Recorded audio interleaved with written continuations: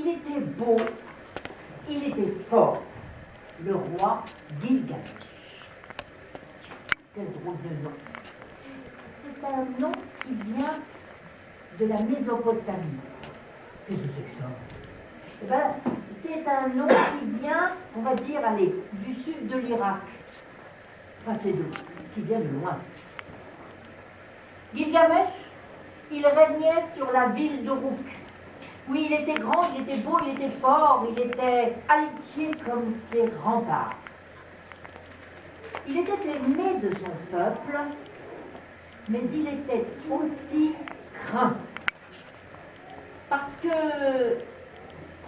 c'est comme s'il avait vraiment tous les pouvoirs, tout ça parce qu'il était le roi. Il était le roi parce que c'était le plus fort des plus forts, pensait-il. Il était le fils d'une déesse qui s'appelait Ninsuna. On la surnommait Ninsuna la bufflesse, parce qu'elle avait une grande, belle, grosse tête de vache. Ah ben oui, ça oui. Son père, Gilgamesh, il était 2 tiers Dieu, 1 tiers mortel. Et bien ça, on ne sait pas du tout ce que ça fait comme mélange, mais en tous les cas, il y avait du divin dans le sang de Gilgamesh.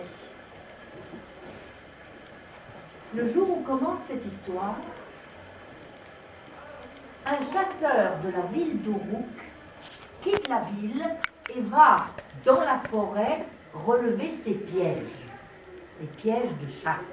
Mais attention, ce n'était pas une petite chasse de rien du tout, puisque ce chasseur chassait le lion.